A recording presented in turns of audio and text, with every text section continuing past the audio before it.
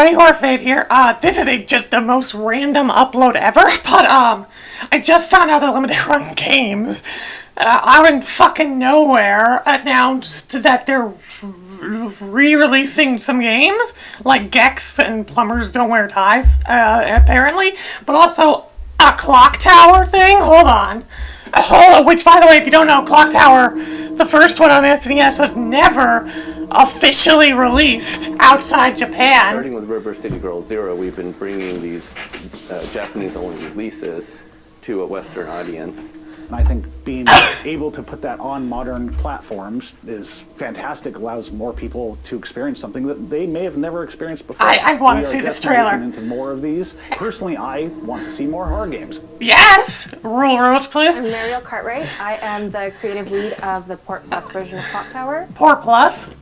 I've always been a big horror fan. Like I love, Resident Evil and Silent Hill. I just love horror games in general and horror movies.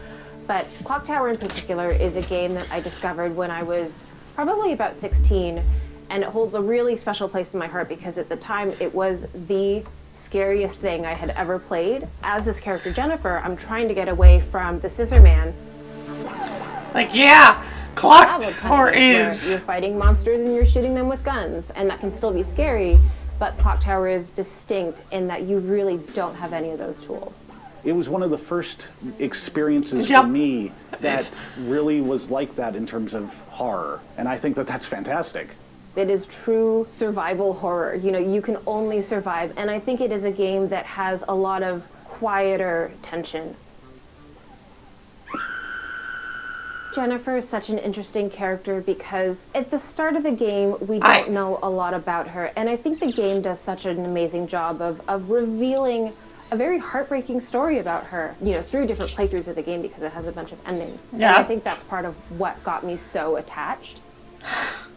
Oh, good, yes! It's kind of like the reverse engineering aspect of that, and then there's the other aspect of like, how do you get this stuff back into the game? Like, this will be the first time it gets officially released. Something that's surprising. From what I In River understand. City Zero, we had the manga cutscenes. That's a fun little surprise for people. Directing the animated opening is pretty crazy. That's where we can It'll add be an our animated creativity opening and now? intro Oh, that's sequences cool. and new translations. For Clock Tower specifically, there's a lot of like scripting events in there, so there might be a command to say, change the display speed of text. That's kind of been a tricky thing too with localization. It's like, how do I represent that? Being able to kind of oversee that and bring a new vision of this game to life, to be a part of it in any way at all, is just incredible. Coming to car early 2024, Nintendo Switch, PlayStation 4, PlayStation 5, Steam, Xbox. Oh my god! Oh my god! Just wow. Wow. Like, seriously? Absolutely fucking wow. There have been, like... I'm gonna be honest, I kind of thought it was fucking dead. I thought Capcom wasn't gonna do shit with Clock Tower other than like, oh, that one little mobile game they made that seemed like they made it just to keep the fucking IP.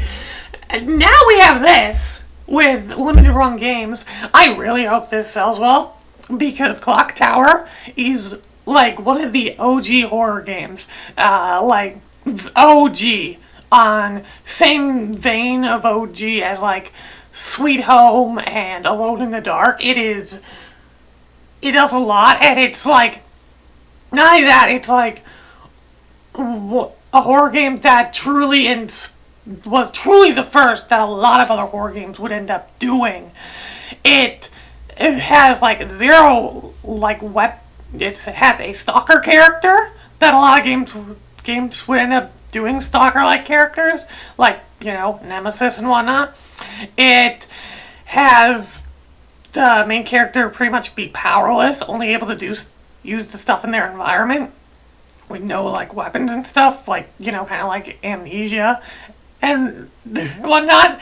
It was very much the first of its kind in ways, and to see it come back like this as